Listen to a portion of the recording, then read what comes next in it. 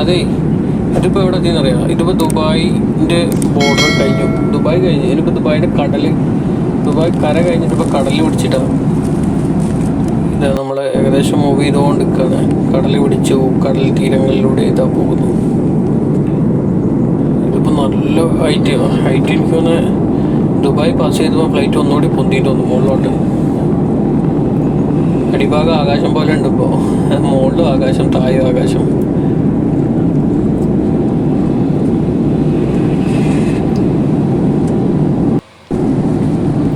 ഇതിപ്പോൾ ഞാൻ ഏകദേശം ഇന്ത്യ പിടിച്ചിട്ടുണ്ട് കേട്ടോ.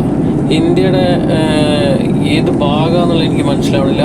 ഞാൻ എയർപോർട്ട് കണ്ടിട്ടുണ്ട്. ഒരു എയർപോർട്ട് ഞാൻ കണ്ടു. ഞാൻ വിചാരിച്ചു കണ്ണൂർ എയർപോർട്ടാണെന്ന് വിചാരിച്ചിട്ട് ഞാനിങ്ങനെ നോക്കി നിന്നേ. എനിക്കത് വീഡിയോ എടുക്കാൻ പറ്റിയില്ല. ജസ്റ്റ് വേറൊരു അതുകൊണ്ടാ അതങ്ങ് കാണുന്നുണ്ട്. എയർപോർട്ട് കാണുന്നുണ്ടോ? അത് പുതിയ എയർപോർട്ടാണ്. ഞാൻ വിചാരിച്ചു കണ്ണൂർ എയർപോർട്ടാണെന്ന് വിചാരിച്ചേ. അത് കണ്ണൂർ എയർപോർട്ടൊന്നല്ല. ഏത് എയർപോർട്ടെന്ന് മനസ്സിലാവില്ല. കറക്റ്റ് വീഡിയോ പിടിക്കാൻ പറ്റില്ല. ഫ്ലൈറ്റ് ഇറങ്ങുന്ന വീഡിയോ ഉണ്ടായിരുന്നു, കിട്ടിയില്ല, എടുക്കാൻ പറ്റിയില്ല. പിന്നെ അത് കഴിഞ്ഞിട്ട് കുറച്ച് മൂവ് ചെയ്തപ്പോൾ ഞാൻ ഒരു എയർപോർട്ട് കൂടി കണ്ടിട്ടുണ്ട്. അത് ഞാൻ നോക്കട്ടെ, ക്ലിയർ ആവുമെന്ന് നോക്കട്ടെ. ഒരു ചെറിയൊരു എയർപോർട്ട് വീണ്ടും ഞാൻ കണ്ടു. ഇത് ഇന്ത്യയാണ്.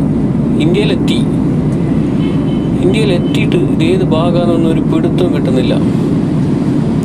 ഫ്ലൈറ്റ് ഏകദേശം കുറേ താഴോട്ട് വന്നിട്ടാണ്. ഫ്ലൈറ്റ് കുറേ താഴോട്ട് ഇറങ്ങിയിട്ടുണ്ട്. ഇപ്പം നമ്മളെ ഇനിയിപ്പോൾ കണ്ണൂർ എയർപോർട്ടിലേക്ക് വലിയ ദൂരമൊന്നുമില്ലല്ലോ, മണിക്കൂറുകളൊന്നും ആകില്ല. ഇതിപ്പോൾ ഏത് ഭാഗമാണ് ഏത് വശത്തൂടെയാണ് പോകുന്നതെന്ന് ഒരു പിടുത്തം കിട്ടുന്നില്ല. ഇനിയിപ്പോൾ മുംബൈ വഴിയാണോ പോകുന്നത് ആണോന്നൊന്നും മനസ്സിലാവണില്ല. ഇതിപ്പോൾ പകുതി കടൽ പകുതി കര വെച്ചിട്ട് നമ്മൾ ഇന്ത്യ തീരത്തോടെ ഇങ്ങനെ പോവുകയാണ്.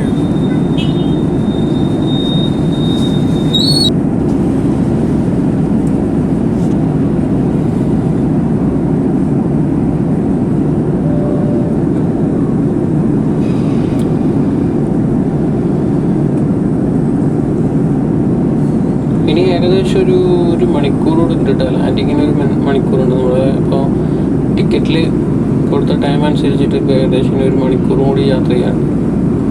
ഇത് എവിടെയാണെന്നുള്ളൊരു പിടുത്തം കിട്ടുന്നില്ല.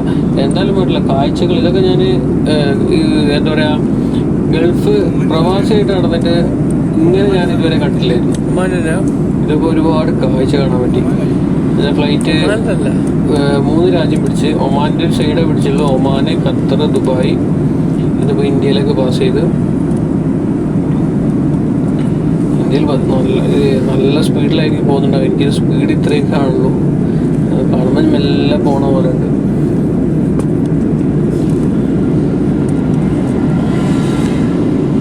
നമ്മളെ ഈ ഇന്ത്യയിലെത്തിക്കഴിഞ്ഞാലുള്ളൊരു പ്രത്യേകത എന്താ പറയുക, പച്ചപ്പായിരിക്കും മൊത്തം.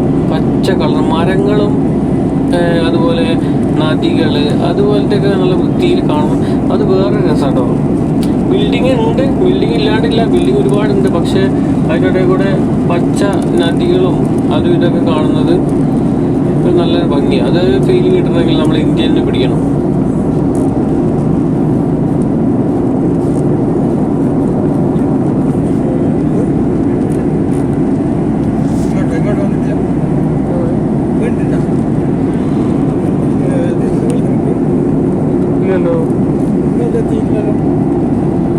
ഇതില്ല പോകുന്നതെന്ന് വെച്ചാൽ എനിക്കൊരു പിടുത്തം കിട്ടുന്നില്ല.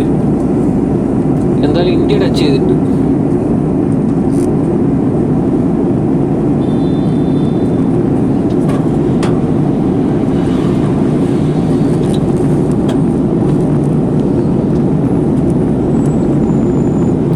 അതെന്താ ഒരു വട്ടത്തിലൊരു കുളമാണോ? കുളം എന്തായാലും എത്ര ചെറുതായിട്ട് കാണില്ലല്ലോ.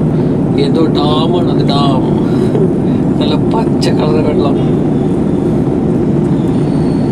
ഡാം പ്രദേശമായിരിക്കാമെന്ന് തോന്നുന്നു. ഇതില് ഈ കാണുന്നതില് മലപ്രദേശങ്ങളുണ്ട് കേട്ടോ. മലയായിട്ടുള്ള സ്ഥലങ്ങളൊക്കെ ഉണ്ട്. പക്ഷെ അത് ക്ലിയർ ആവണില്ല. എന്നുവെച്ചാൽ നല്ല ഉയരം കൂടിയ സ്ഥലങ്ങളുണ്ട്, താഴ്ന്ന സ്ഥലങ്ങളുണ്ട്. അതിൻ്റെ ഇടയിൽ ഇങ്ങനെ എന്താ പറയുക, വലിയ വലിയ ഡാമുകളൊക്കെ കാണുന്നുണ്ട്. പിന്നെ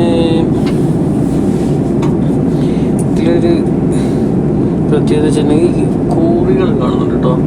നമ്മളീ മല പൊട്ടിച്ച കോറികളില്ലേ, പാറക്കോറികൾ ഇങ്ങനെ അവിടെ ഇവിടെയൊക്കെ ആയിട്ട് ഇങ്ങനെ കറക്റ്റ് മനസ്സിലാവുന്നുണ്ട് അതിങ്ങനെ പൊട്ടിച്ച സ്ഥലങ്ങളൊക്കെ.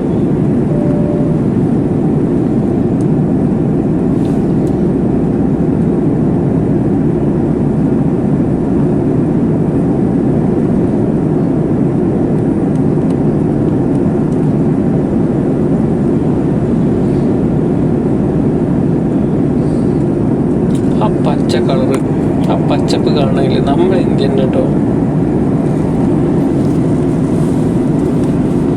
കേരളത്തിലേക്ക് കൂടി എടുത്തു കഴിഞ്ഞാൽ പിന്നെ നോക്കണ്ട.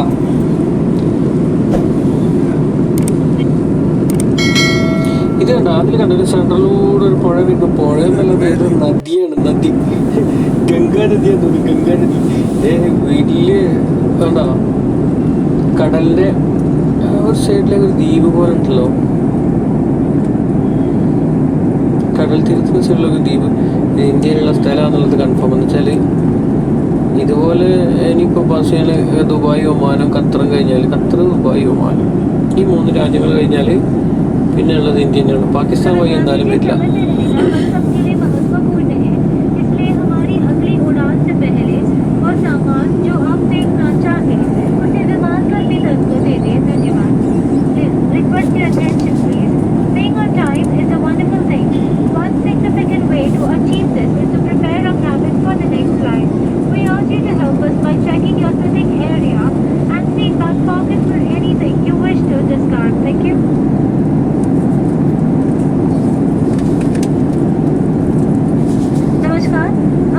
ചെറിയ ചെറിയ ബോട്ടുകളാണ് കേട്ടോ.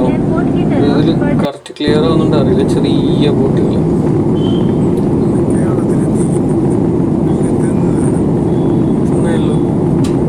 കാർമേഘങ്ങൾ കണ്ട് നമ്മൾ അടിയിലാണ്.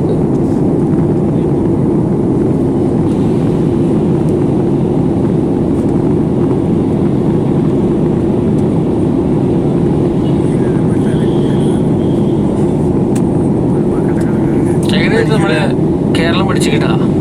കേരളത്തിന്റെ ഒരു പച്ചപ്പ് വേറെ തന്നെ. ഇപ്പോൾ തെങ്ങൊക്കെ കാണുന്നുണ്ടല്ലോ. അയ്യോ, തെങ്ങെത്തി.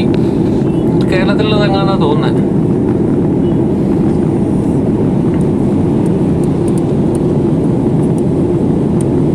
എവിടെ എത്തി? അതെന്താണ് കാണുന്നത്, ഒരു വൈറ്റ് കളർ.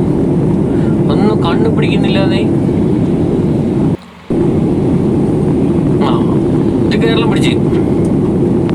ഇതിനൊരു മാറ്റമില്ല, കേരളം പിടിച്ചു.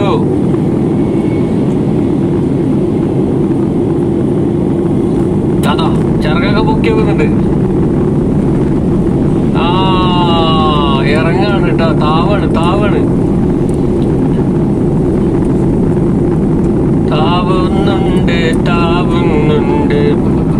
ഏകദേശം കേരളം പിടിക്കൽ തുടങ്ങിയപ്പോഴേക്ക് ഫ്ലൈറ്റ് മാക്സിമം താത്താൻ തുടങ്ങിയിട്ടാ.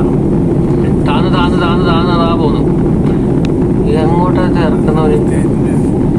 വല്ല എയർപോർട്ടിലെടുത്ത് ഇറക്കിട്ടോ. ഒരു 2 ഇംഗ്ലീഷാണ് കേട്ടോ നമ്മളെ ഖത്തർ എയർവേസിന്റെ ഫ്ലൈറ്റ് ഓടിക്കുന്നത്. ഇംഗ്ലീഷുകാര് താന്ന് തീർന്നില്ലല്ലോ. താന്ന് തന്നെയാണ്. ചെവി അടയുന്നുണ്ട് കേട്ടോ. ഈ താന്ന് ഇങ്ങനെ പോകുമ്പോ ഭയങ്കര റിസ്ക്കാണ്. ചെവി അടയും വല്ലാണ്ട്. ഒരു കുത്തി പറയാം. ഈ ഫ്ലൈറ്റ് പൊന്തുമ്പോൾ ഇത്ര പ്രശ്നമില്ല. ഫ്ലൈറ്റ് താന്ന് പോകുന്ന സമയത്താണ് ഭയങ്കര ബുദ്ധിമുട്ട്. ഇത് കണ്ടോ, ഒരു മണ്ണൊക്കെ എടുത്തൊരു കോറിയൊക്കെ കാണുന്നുണ്ടല്ലോ.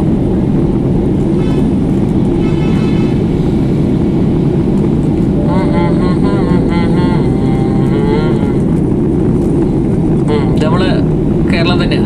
കേരളത്തിൽ ഞാൻ ഉറപ്പിച്ചു വെച്ചാൽ തെങ്ങ് ഞാൻ കുറെ കണ്ടു. തെങ്ങാണ് ഇഷ്ടംപോലെ തെങ്ങ്.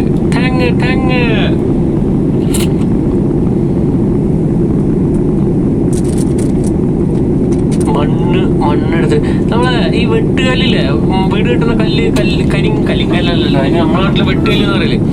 വെട്ടുകല്ലെടുത്ത് ഒരുപാട് സ്ഥലങ്ങൾ കാണുന്നുണ്ട് കേട്ടോ. ഇത് എവിടെ എത്തിയെന്നുള്ളൊരു പിടുത്തം കാണുന്നില്ല. ഒരു വലിയ പുഴയൊക്കെ അതാ പോകുന്നുണ്ട്. ഏത് പുഴയാണോ പോയി, ഇങ്ങനത്തെ പുഴയാണോ പോകുന്നറിയില്ല. എന്തായാലും കേരളത്തിൻ്റെ തെങ്ങുത്തോട്ടം ഞാൻ കാണുന്നുണ്ട്. ഈ കേരളം, കണ്ണൂർ, കോഴിക്കോട്